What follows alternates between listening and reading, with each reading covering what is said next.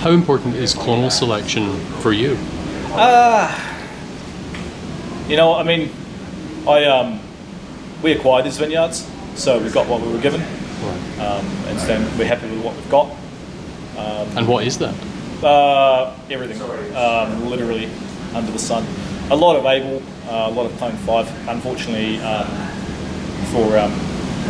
from a yield point of view, a lot of Dijon clones. Right. Yeah. I mean, they create terrific flavours, but in a region like ours where yields are already low, it can be difficult.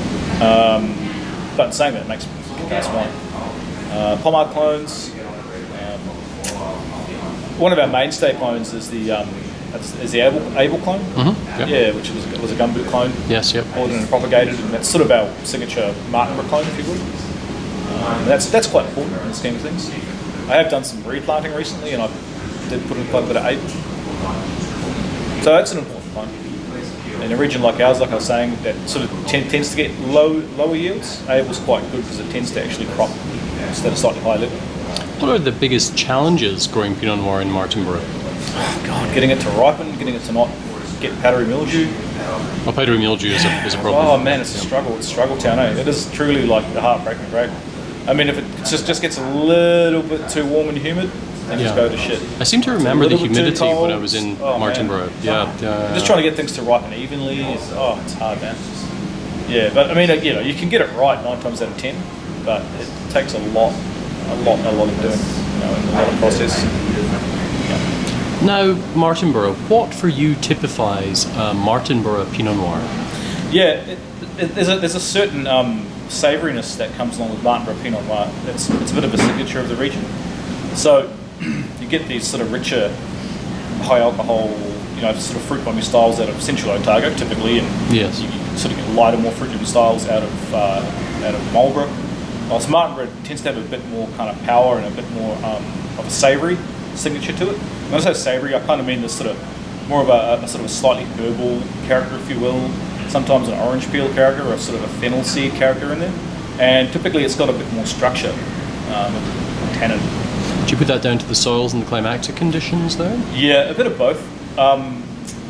Definitely those rocky soils tend to deliver a bit more power as well. Mm-hmm. And saying that, I farmed a vineyard on a hillside. It's on plain limestone slope. It's got a lot more finesse, but it still displays that characteristic sort of savoury signature.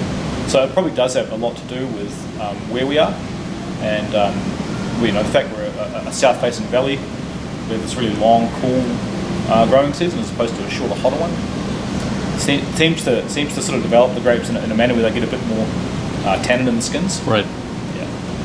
When it comes to vinification, what do you believe the best treatment is for the Pinot Noir that you are farming? Oh, definitely gentle. Look, it sounds dumb, but I'm not super interested in winemaking.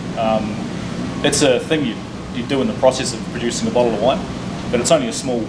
It's the part people seem to fixate on. I mean, the title of winemaker. It's like, well, it's just a really small part of the overall picture. Yeah. So we really focus on farming beautifully.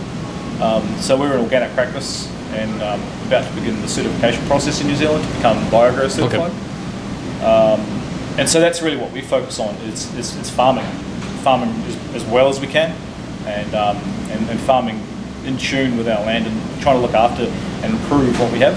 The legacy we've gotten is we've acquired these 2 beautiful mature vineyards, and we feel a great deal of responsibility to actually improve those and farm those to the best of our ability. Did I answer the question?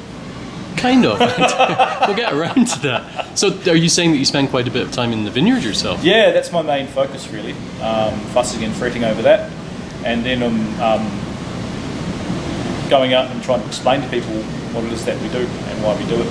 So you've got to tell the story, and that's an important part of what's going on for us as a producing nation, but also for Martinborough as a region and us as a producer. So you don't really want to speak about the vinification aspect? Oh, I'm happy to do so, but essentially the way we run it is we're very Occam's razor. Like we look at the simplest way of doing things. Yep. Winemaking is not complicated. Some people will make out that it really is. Nah, yeah. Grapes will ferment themselves.